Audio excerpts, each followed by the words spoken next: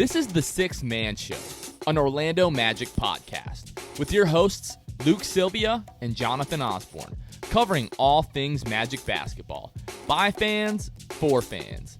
Go Magic.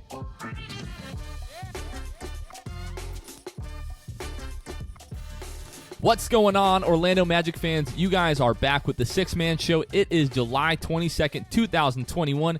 As always, you know I'm joined by my co-host, Luke Sylvia. Luke is in new light. Luke, what's up, man? How are you? I do have the light equipment upgrade, so that's pretty exciting. I also was in Disney this past weekend. Jonathan was a little salty. I didn't slide him an invite to Disney, which you guys heard on the last episode. Right. You have anything to say for yourself, or you want to? No, I really don't. Jonathan was moving, and I have no regrets. So there's that. No regrets. But yeah. So I'm excited. I'm excited for our guest today, Jonathan, and excited to get into some draft content about a week out from the draft. Well, I'm very glad that you had a great time in Disney. We'll talk more about the no invite later on. But ladies and gentlemen, we do have a very exciting episode, a special guest for you guys today. Eric Fawcett, you guys might remember, he covers the draft, was on with us last year around this time, so we're really excited to bring him back. For those of you who don't know, Eric covers Florida Gator basketball for GatorCountry.com, co-hosts the Florida Basketball Hour podcast. He covers the NBA draft for NBA Canada, Australia, India, and Japan. Eric, welcome back. How are you?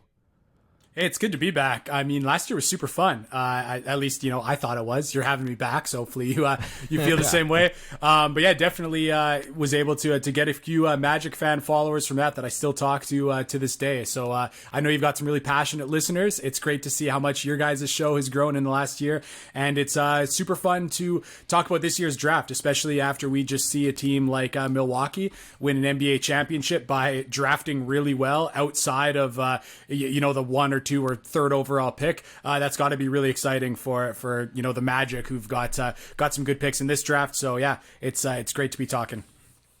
Can we talk about that for a moment? Like last night, first of all, I said Bucks in 7. There was some Suns in 5 talk on the podcast between Luke and Kevin.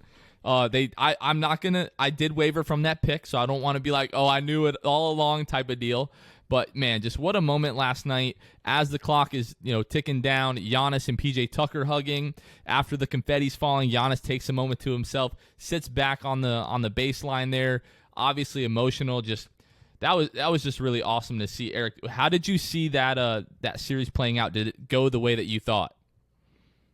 Oh man, I'd love to lie to you, Jonathan, but no, I was a Suns in 7 guy before this series. I wish I could backtrack and say that I was on the Milwaukee train, but I just thought that the way that Milwaukee played offense, the Phoenix played offense, I thought that they were just going to really pick apart the defense of Milwaukee, particularly their drop coverage, the way that the Suns love to use that Spain pick and roll, which has of course become so popular and talked about through this playoffs. I thought that they were just going to get Brook Lopez running all around the court. I thought they were going to get open 3 after open 3, and that wasn't the case. And of course, Giannis was so head and shoulders above anyone as the best player on the floor, and that's really tough to overcome in basketball. So I should have seen that one coming, but I didn't. I thought Phoenix was going to win in 7. Luke, Giannis dropping the 50 burger last night. Thoughts?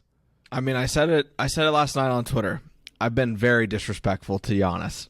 I have been so disrespectful to Giannis, really in the last year or two. Bud, lost a little bit of my respect, getting just absolutely trounced, for lack of a better term, by Miami last year in the postseason. I think he just got severely outcoached last season, and really thought that Monty Williams was going to be able to do that. Unfortunately, I think Monty really didn't adjust like I thought he would. It seems like they kind of went up 2-0, and Monty just kind of didn't really adjust as much as I would have hoped. So yeah, I said it last night on Twitter. Hats off to Giannis. He had the 50 piece in a title game. And then also went to Chick-fil-A today. Saw this on the NBA TikTok. Went to Chick-fil-A today and ordered a 50-piece from Chick-fil-A. So good for Giannis. He's a great dude. Especially off the court, just everybody just has great things to say about him. I think that he gained a lot of people's respect last night, including mine. So I think that was, obviously huge for his legacy. That was kind of the next thing that Kobe Bryant had challenged him with a couple years ago was, after he said win MVP, now win the championship. Paul Gasol had a really good, really cool tweet last night just saying he did it with a heart on Twitter, and I thought that was a really cool moment to see. So, yeah, hats off to Giannis again, and I take back everything I ever said. Giannis can be the number one option on a championship team. Massive W's all around. I was very disrespectful to Chris Middleton. I will say that about 2 months ago while they're in the first round. I tweeted that the Bucks are not going to win a championship with Chris Middleton being their legitimate number 2 and without a closer. And he was both of those things throughout the entire playoff run. He was a legitimate number 2. He was their closer multiple times in this playoff run. And I mean, got to give him credit where credit is due. They won the championship. There might be not an asterisk, but I think everyone would agree that this was a very weird season and a very weird playoff run. I'm not trying to discredit the Bucks, so we won't get too into that. You trying to say it's a Mickey Mouse ring? I'm not saying it's a Mickey Mouse ring. I'm not saying that. I'm not trying to, delegitimize anything that either team has done in the last couple of years here when winning the championship. But the coolest thing to me, just to see Giannis, everything that he's gone through in his life, growing up in Greece, coming to the U.S. as just honestly a very skinny kid, and the growth that he's made not only physically but as a basketball player, and just to see the elation on his face last night was incredible. The coolest story to me was his first season in the league, sending all of his money back to Greece, did this on game day, didn't have enough money for the cab fare, and then starts running to the Bucks arena. Found a couple pulled over. He got in the back of their Honda Fit, if you can picture that, and drove him to the arena. So super happy. When's for the Bucks documentary fans. coming out? Do we know? Is there a documentary in the making? There's got to be. Woj has already kind of done like a documentary podcast series about Giannis and that entire draft and everything. But I'm sure one day there will be a lengthy, Giannis documentary or feature film, like we saw with LeBron. Like that was back in the theaters, if I remember correctly. What was it? More Than a Game, I think was the name of that. But just awesome to see. And Eric, like you said, small market team. It gives Orlando Magic fans some hope that maybe even in this draft, we get our guy, John Hammond. He might get, lightning might strike twice, and he might draft another guy that ends up leading us to the championship. But guys, we brought Eric on the show to talk about the draft. As far as I know, he's a draft expert. You know what I mean? We had him on the show last year, so we're going to get into the draft talk here. Eric, first thing that I wanted to ask you in terms of like your big board, your draft board, if you just quickly want to go through like your top 10. Yeah, sure. I know we want to get to the Magic picks, so I won't spend too much time. No hot takes at number 1. Got to be Cade Cunningham, no question. I've got Jalen Green from G League Ignite going 2. I've got Evan Mobley at 3. I've got my Toronto Raptors taking Jalen Suggs at 4. Then at pick number 5 to the Orlando Magic, I have Moses Moody. Pick 6, I've got Scotty Barnes. Pick 7, Jonathan Kuminga. Pick 8, Keon Johnson. Pick 9, Davion Mitchell. And at number 10, another name that has been thrown a lot or thrown around a lot on Magic Twitter, James Bouknight. So that's my 1 to 10. And of course, you can see who I have slotted to the Magic right now. All right, so that's right where we were going to go, the 5th and 8th pick for the Orlando Magic. So if you can just kind of elaborate why you have Moody going 5 and then 8, Keon Johnson. Sure. I think the thing for me and Moses Moody, and I just want to be kind of clear about this from the top, it's not just that I think that Moses Moody is the best pick for the Magic at 5. I truly think he's the 5th best player in this draft. So this is not me expecting them to reach for a player that maybe fits around the core they normally have. I think he happens to really fit around what they already have in their organization. But I really do think he's the 5th best player. I'm just in love with his ability to shoot the ball. And the thing with it there is that with a lot of players that you look at, like him who can shoot the ball, and then you look at his wingspan, you don't actually see players like that a lot. So, I mean, he's 6'6", and then he measured with a 7-foot wingspan, which is, of course, super magic-y, at least the way they've drafted recently. However, like we've seen with the Magic, usually with guys with that wingspan, shooting the ball is an issue.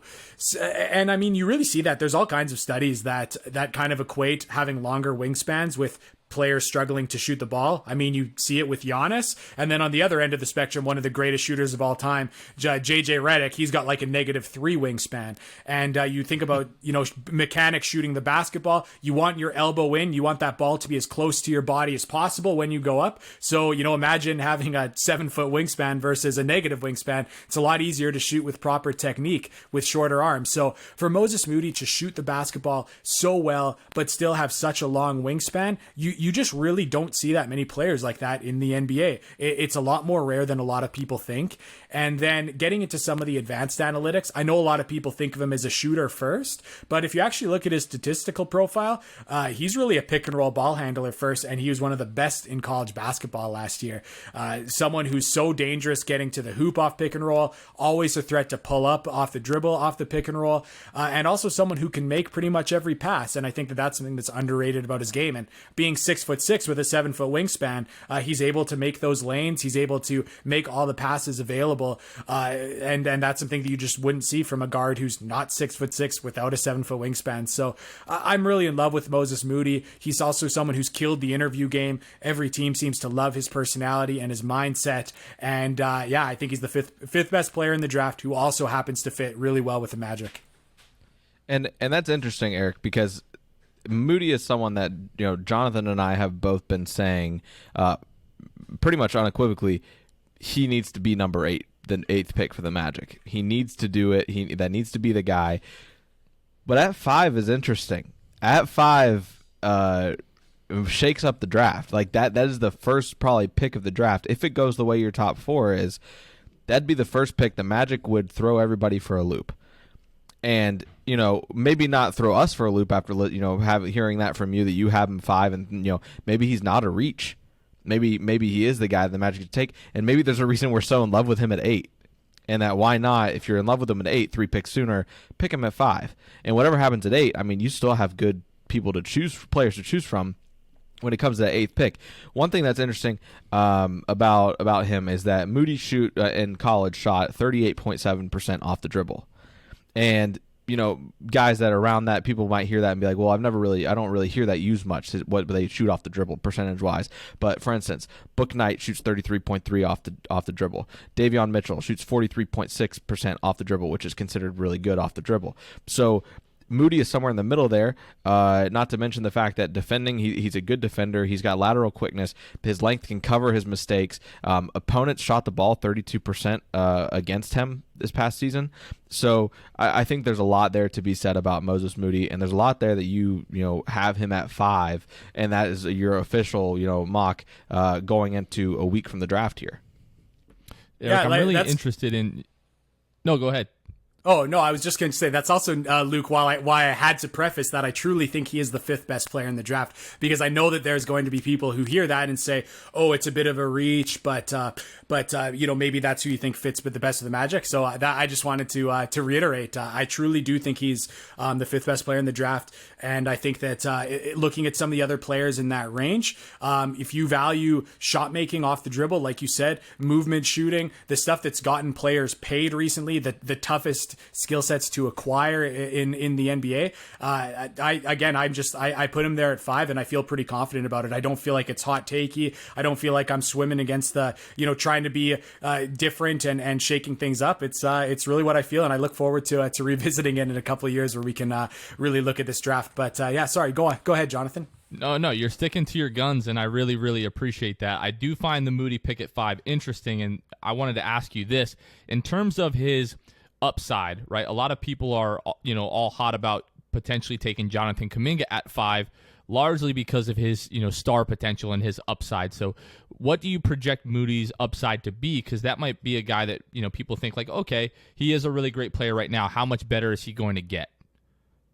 Well, the player that I think his like high end kind of ceiling outcome would be, and I know this is a lofty name, but I would say Bradley Beal, a player who again was kind of known as a shooter coming out of college, but when he got to the NBA, turned out to be someone who's more of a pick and roll ball handler. Again, Bradley Beal is someone who's like 6'5" with a 6'8" wingspan. He's Bradley Beal is someone who's bigger than I think a lot of people realize, and Moses Moody's even bigger. I don't think he's got quite as quick of a first step as a Bradley Beal, but again, someone who can shoot the ball with size at the kind of shooting guard position and also be a pick and roll ball handler. And again, Moses Moody is a guy that a lot of people kind of see as a shooting guard, but when you look at his kind of profile and the way that he really plays, it's as a primary initiator, pick and roll ball handler. And of course, when John Wall went down, last year, we started to see Bradley Beal in that pick and roll ball handling role, and that's still kind of they realized even no matter what guard they put next to him,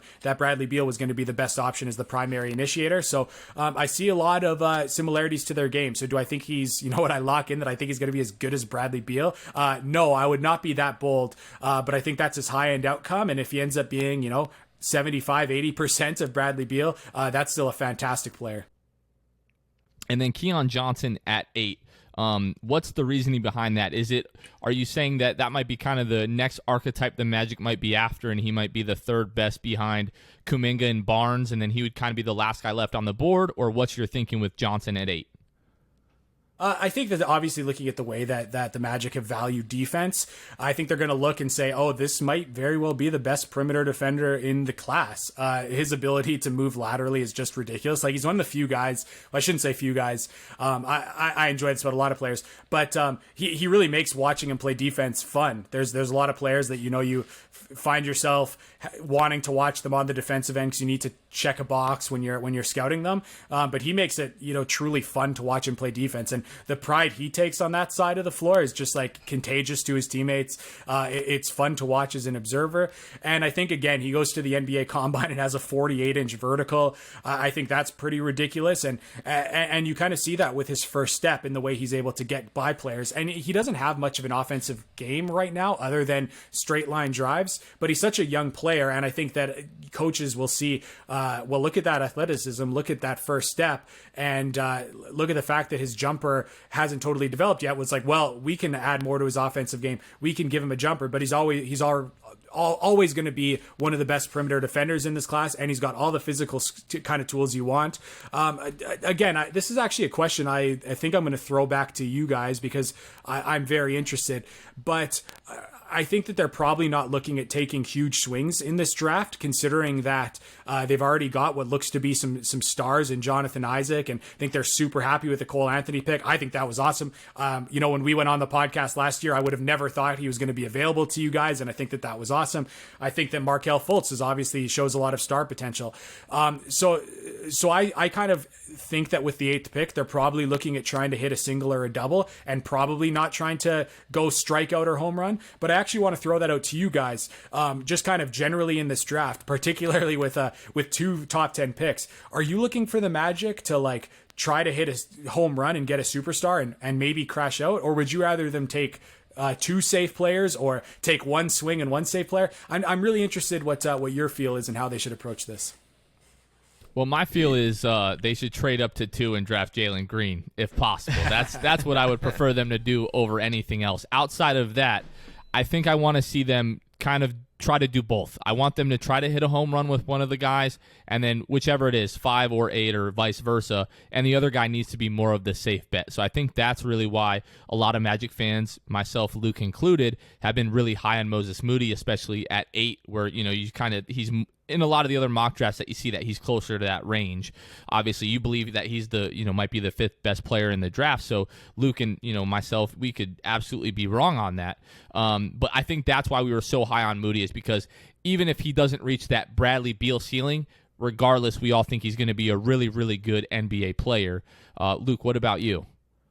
Yeah, I think that the biggest thing with us, Jonathan, has been, that theory, right? The Magic need to, try to hit a home run with the 5th pick, and then on the flip side, be much safer with the 8th pick. I think in this role, you could, go safe pick with Moody at 5, because let's be honest, Jamal Mosley said that, one of the things he wants to play with is space, right? Moses Moody fits that line of thinking. And Jamal Mosley's going to have a hand and have some say in who gets drafted on draft night, because it's his team, it's how he wants to play and how he wants to coach these guys. So I think if he puts something in their ear, the front office's ear, about, hey, let's go Moody at 5, or I want Moody really bad, and they know that, then maybe they do go with him at 5. And I honestly, I wouldn't really mind if Moody gets taken at 5. He's a guy that I want, so why not take him at 5 instead of 8, and not risk that he gets picked at 6 or 7, and then all of a sudden you're sat, you're sad that you're with nothing, essentially, when it comes to that 8th pick, like comparatively to what we really wanted. Because it seems like right now it's Moody or Book Knight, and Eric will get into that comparison for sure, and just comparing those guys. But yeah, I wouldn't be mad at Moody at 5. Johnson at 8 would be interesting. He's one of the guys that, when we talked about it a few episodes ago, Jonathan, he's one of the guys that, you write down great defender, and then you come back and you cross it out and put incredible defender. And that's exactly what I did. He's one of those guys, and he does fit kind of what the Magic believe in. And one of those things being defense. So yeah, I think that I have no problem with that, with going, 2 safer picks at 5 and 8. Because the other thing is, Jonathan, the other biggest thing we've talked about is how many players is too many players to develop. And if you're so focused on developing, a certain group of guys, other guys get overlooked. They end up getting traded anyway, because they haven't developed and you haven't been able to put toward the time and dedication. I mean, that's a lot of guys we're talking about the Magic need to develop. So if you pick 2 safe guys who can come in, contribute right away off the bench, eventually make their way into the starting lineup at some point, maybe, then yeah, why not do that? All right. I'm pretty interested defensively here too by what the Markelle Fultz, Cole Anthony backcourt is going to be in the future. And that's another kind of reason where, like, someone like a Keon Johnson, someone who you could play, beside either of those guys, maybe not starting, but coming off the bench, just to insulate those guys defensively. So maybe I value that role where at some point, if one of those guys, whether it's Anthony, whether it's Markelle Fultz, doesn't become a great defender or a capable defender, maybe you need a guy like Johnson in there to shore that up. So that's another kind of reason that I feel that fit my work. All right, let's go ahead and take a quick break. All right, guys, the Olympics, Euros, baseball, major championships, and concerts are all in this summer. You know what isn't? A wild and hairy bush. Tame yourself below the belt with help from our friends at Manscaped, the leaders in below-the-waist grooming. Their 4th-generation performance package includes the brand-new Lawnmower 4.0. If an athlete treats their body like royalty, why not treat yours like Olympic gold? Fellas, do right by your boys and join the 2 million men worldwide who trust Manscaped by going to manscaped.com with the code SIXTH. That's SIXTH at manscaped.com. The world is starting to open, and the Performance Package 4.0 from Manscaped is here to help you get ready. Inside, you'll find their Lawnmower 4.0 trimmer, Weed Whacker ear and nose hair trimmer, Crop Preserver ball deodorant, Crop Reviver toner, plus 2 free gifts, Performance Boxer briefs, and the Shed travel bag. Talk about a world-class dismount into a post-quarantine world. This package is the perfect package for your package and peak performance in whatever sport you desire. So guys, get 20% off and free shipping with the code SIXTH at manscaped.com. That's 20% off and free shipping with the code SIXTH, SIXTH at manscaped.com. Achieve pubic glory this year with Manscaped. All right, guys, we are back with Eric Fawcett here of NBA Draft, covering the NBA Draft for NBA Canada, Australia, India, and Japan. So, Eric, you mentioned that you know why you like Moody at 5, why you like Keon Johnson at 8. What is it that you see or perhaps don't see in a Jonathan Kuminga or Scotty Barnes as to why you don't have the Magic taking one of those guys at 5? The thing about Jonathan Kuminga, and I get why he's enticing for sure. But again, I kind of look at his archetype of a player, and I think a lot of people are like, okay, raw, athletic, long wing, which is great. But I watch his game, and does he have really good athleticism? Yes. Does he have elite athleticism?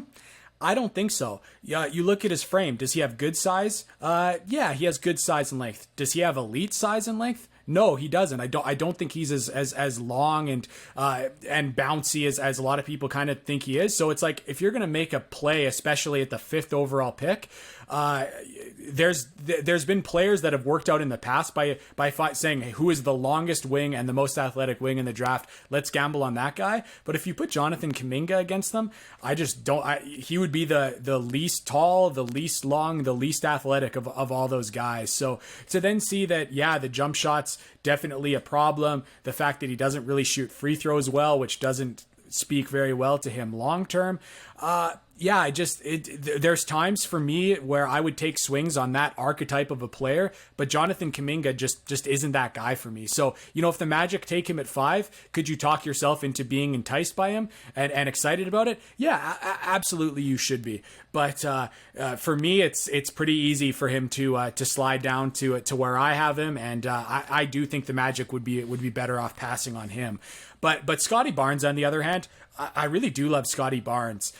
Someone who I think is just like, there's so often guys that come and they're, 6'9" and can handle the ball, and people say, oh, it's a 6'9" point guard. And like, if you actually watch their film, it's like, okay, he gets a rebound and he dribbles down the court with his right hand in a straight line and gives up the ball to a guard. And it's like, wow, look at him handle the ball. But I mean, man, with Scotty Barnes, it's like legitimately putting the ball through his legs, putting the ball behind his back, his head's up the whole time. Anytime there's a cutter, he hits them. His assist to turnover ratio is fantastic.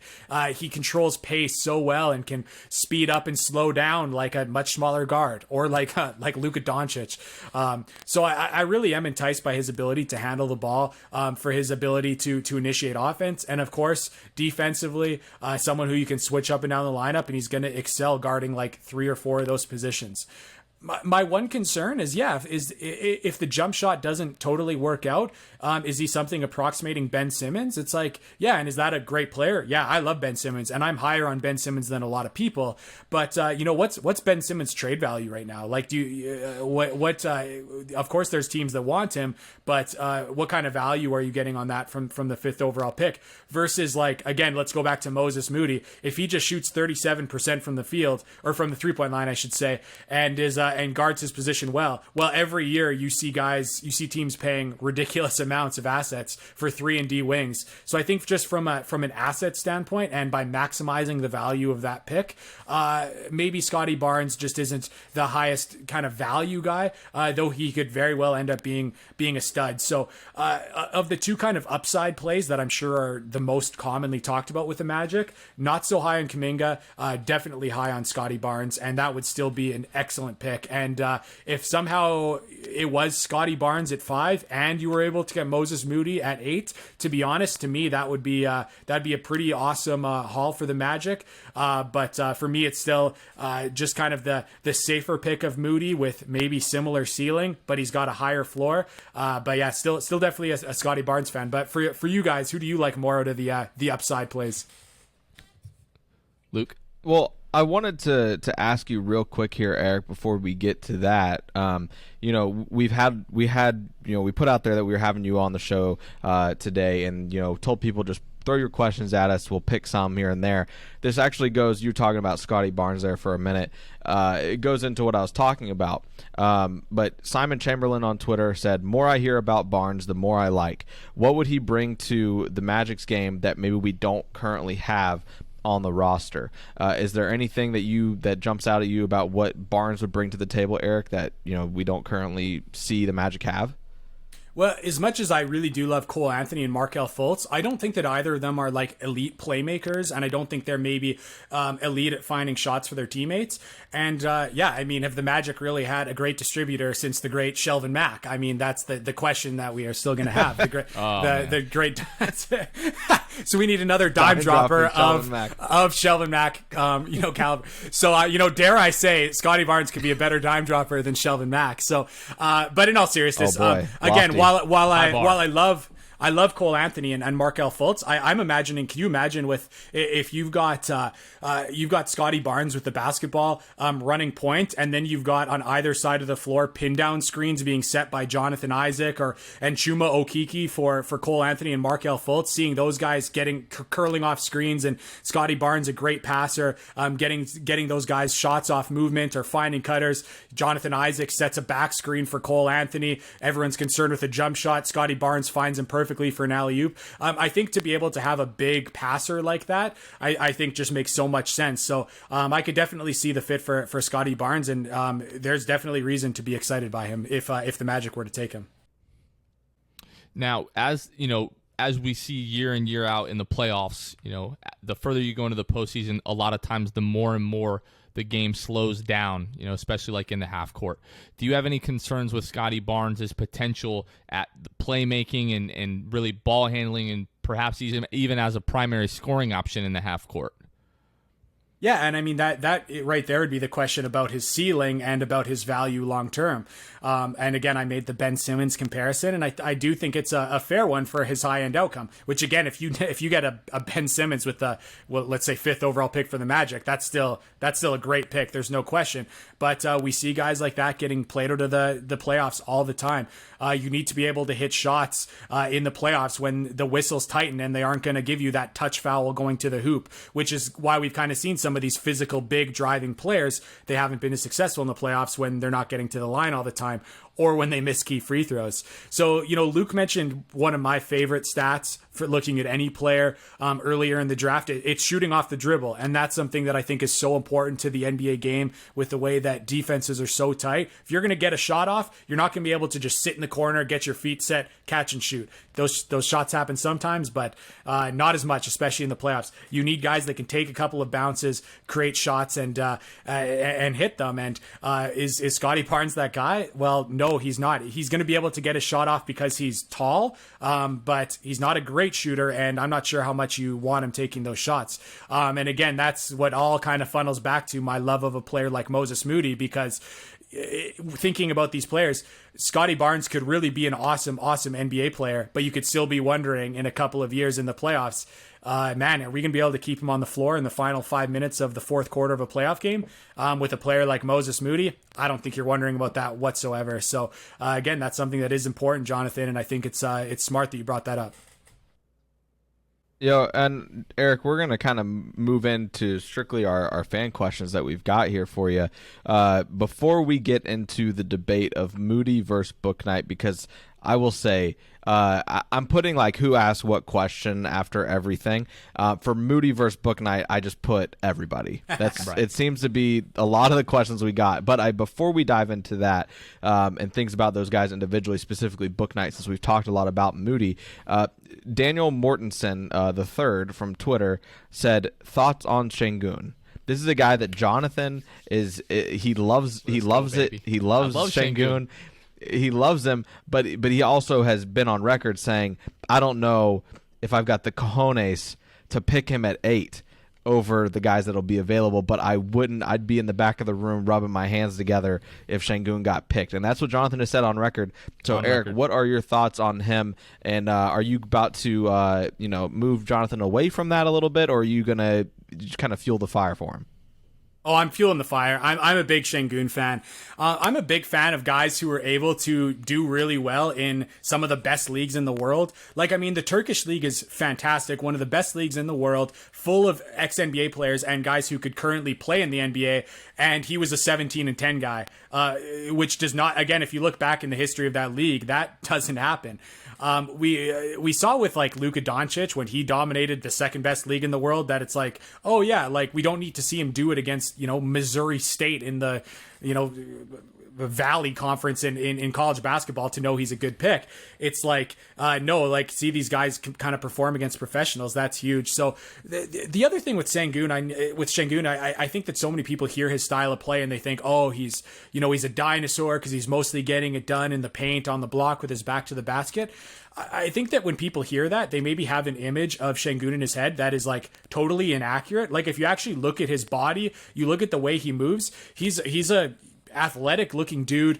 He moves really well, and like he scores on the block because it's how he wins basketball games. Like you saw him face up at times and you saw him shoot jump shots, and he was pretty effective at it. He was just trying to win basketball games, and the way he realized he could do that was with his footwork and strength and touch on the inside. So I think when he goes to the NBA game, he's going to go away from that less, and he's not going to need to rely on that because he's really talented in a lot of other ways. I think he can shoot the basketball. Watching his free throw stroke, I think he's going to be able to stretch it to 3 soon. So I mean, I'm going to gamble on a player that was really productive in a great league, and I think is a lot more athletic than people think. So would I be would I draft him at 8? I can't quite get there, but man, if the Magic want to be really bold on draft night, I would applaud. That'd be a lot of fun.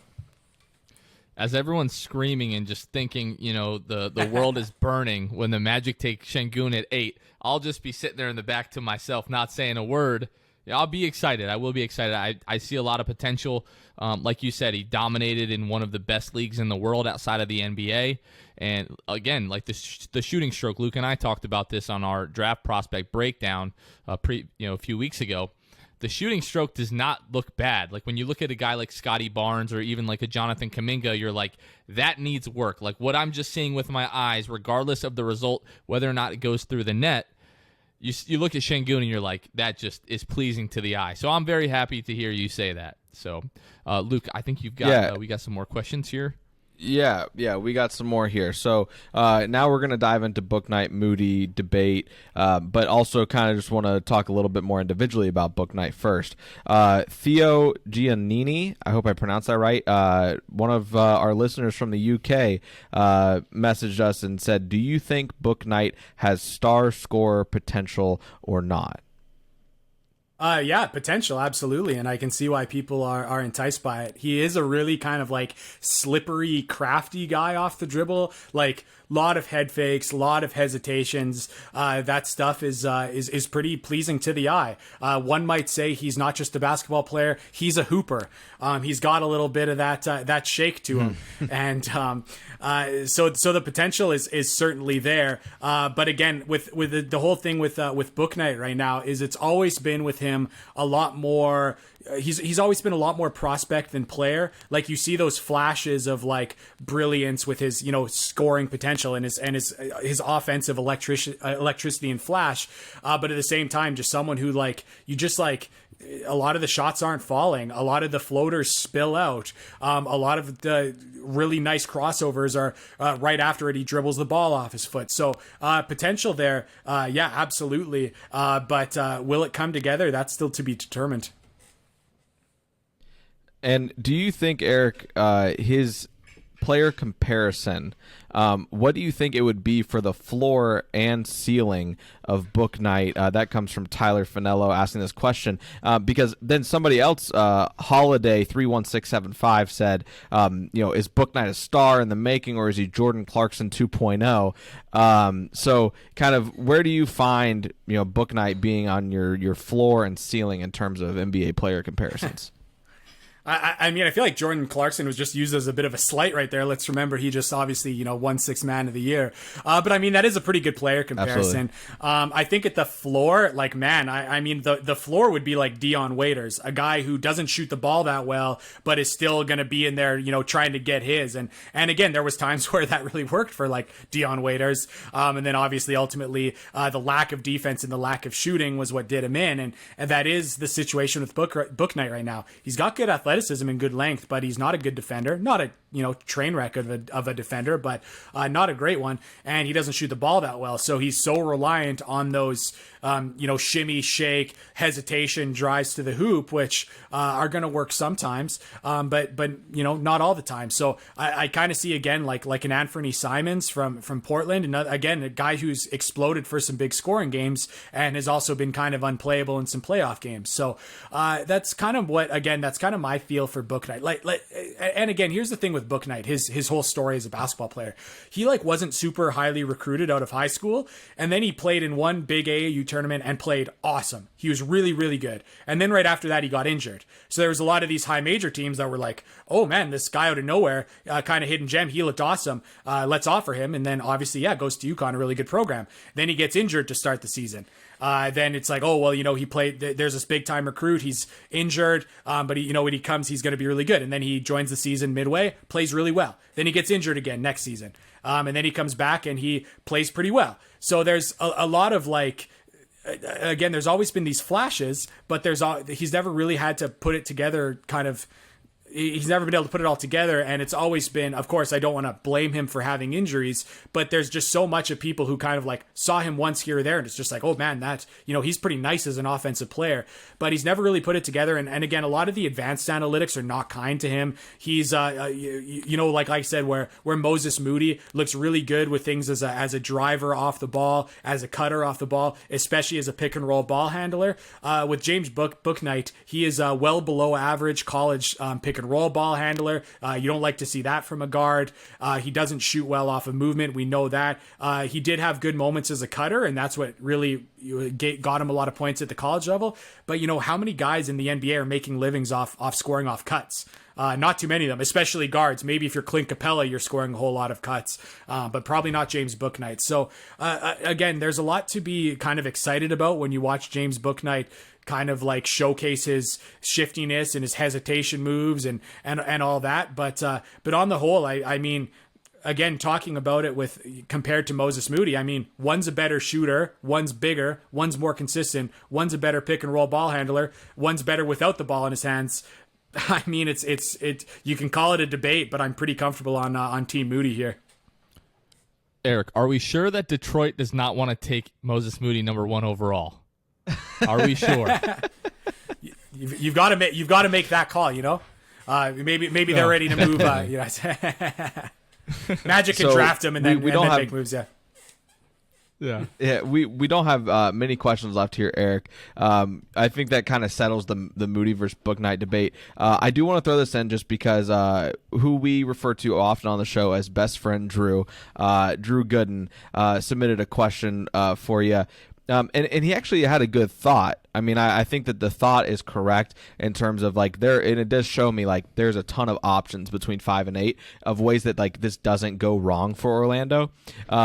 And Drew is someone who inevitably is drinking the Kool-Aid of James Bouknight and what everybody is saying about him and the hype around him. He says, thoughts on Bouknight at 5. I don't think he is there at 8. And if we take him at 5, either Moody, Barnes, or Kuminga will still be on the board, and you just take whoever's left at that point. What do you think about that, Eric?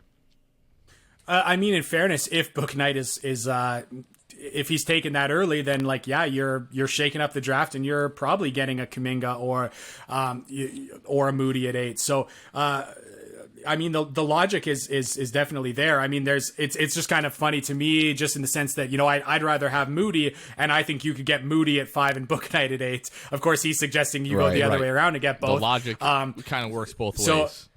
Yeah, so the logic does it. So it is fundamentally sound. And hey, if you I am someone who, if you're the Magic and you love Bouknight, I do think you should probably take him at 5. I know it's some GMs are terrified of going off the board and getting roasted for it and maybe losing their job down the line. But I think people are starting to see more and more now that these mock drafts that everyone puts before the season, there's no more consensus like there used to be. 5 or 6 years ago, everyone's mock drafts looked pretty much the same, and then on draft night, it shook out just that way. We're seeing that teams are now starting to think on their own, and I think you're seeing less mistakes because of it. So yeah, if you're the Magic and you like Bouknight, you probably should take him at 5 if you really love him.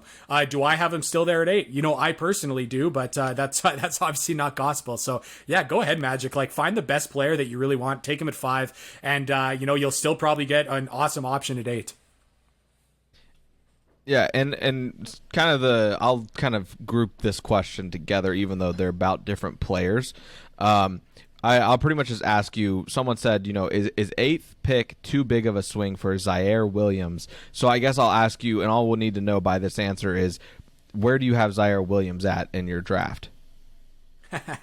I have Zaire Williams 21st. Not a big Zaire Williams guy.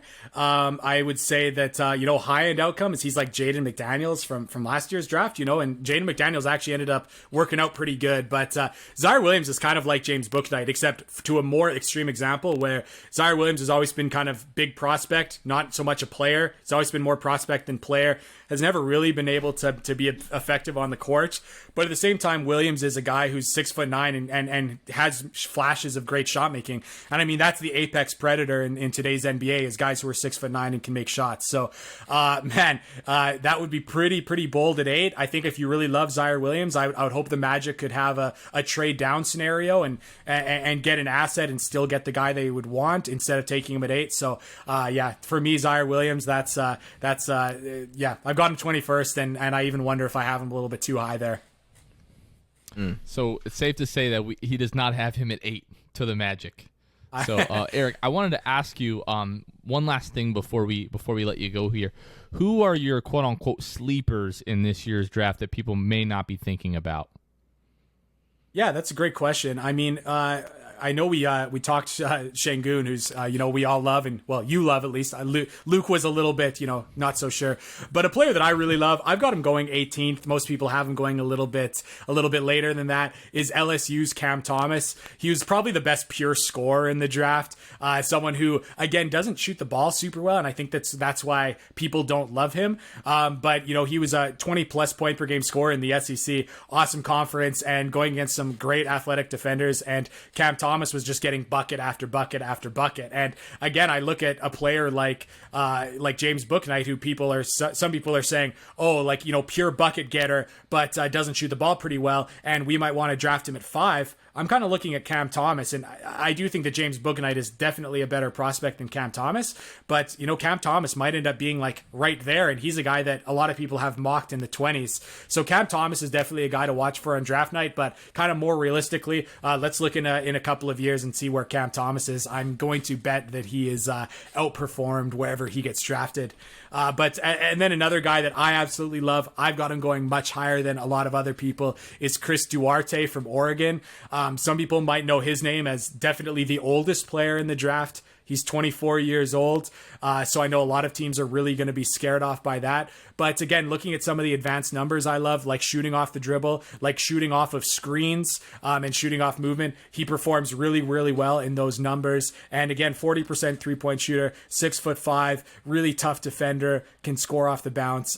Chris Duarte is definitely a name that I love. And again, most people have him mocked in the 20s. I've got him going 12th, and I think he's going to be, it's less of a hot take because a lot of people had him in the 20s, and he just got invited to the green room. So I think that suggests that maybe I'm going to be a little bit more right than some other people who have him in the 20s, but we'll see on draft night. And who do you have? Luke and I spent most of, if not all of our attention towards the top of the lottery. Who do you have going to the Magic at 33? This is a pick I would just love so much for the Magic. Will he be there? I'm not totally sure. I mean, obviously I have him there, but that's Iowa's Joe Wieskamp. He's a player that, again, people might have heard recently because he was just like an NBA Combine All-Star. He measured at 6'7" and a quarter. And he measured with like a 42-inch vertical, and he was like an absolutely ridiculous shooter in college. He hit 46% of his threes last season on over 5 attempts per game, so like good volume, and he hit 46% of his threes.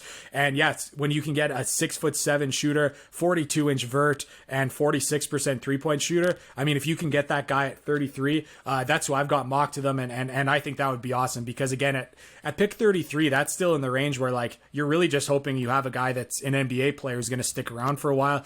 Absolute specialist in Wieskamp, and I would love if he was there for you guys. Well, we're excited about the draft. We've got now, what is it, about 8 days to the draft, so we're really excited about that. If you guys don't already know, we are going to have our NBA draft lottery party, or draft party, I should say, that night, the 29th. We'll be at Harry Buffalo right across the street from the Amway Center at 5 o'clock, 6:45. We'll head over to the Amway. So I don't think Eric will be in town for that, but if you are, please feel free to come out. But Eric, always appreciate this, man, your expertise, your insight. Very, very impressive. Very, very much appreciated. This was a lot of fun, man. Thank you so much. Do you want to tell everyone where they can find you on social media? Well, first of all, if I'm in Orlando, you'll be getting the Disney invite from me. Sorry, well, I Luke, appreciate but, that. At least someone will, Eric. That means a lot. Eric, any interest in co-hosting an Orlando Magic podcast while we have you here? No, seriously. Not for now. We'll let Luke hold this on for now, and if you need a seventh man podcast, maybe in the future. But no, thank you. You can find me at efawcett7 on Twitter. My mock draft will be up at the time that everyone's listening to this. I've got the full 2 rounds, and I've got words on every single player, not just the lottery, not just the first round. There'll be words on every player if you're looking to get to know a bunch of the names before the draft. But thanks again, guys, for doing this the second year in a row. I can only hope that we do it for a third next year. Well, you and I will be here. Luke, we'll kind of figure out if Luke's going to be here or not next year. We'll see if I get the Disney invite next year. But again, Eric, thank you so much. And again, you guys know where you can find Eric. Go please check out all of his stuff. Again, from what you've heard from this podcast, you can tell his insight expertise is incredible. But for Luke and Eric, this has been Jonathan. You guys are listening to The Sixth Man Show, and we will catch you guys next time. See ya. Thanks for listening to The Sixth Man Show. Be sure to subscribe on iTunes, Spotify, Google Play, and Stitcher to get new episodes downloaded directly to your phone. Please take a minute to give us a 5-star rating and a review. It would really help us out a lot. Follow us on Twitter and Instagram at Sixth Man Show, and like us on Facebook. We'll catch you guys next time. Go Magic.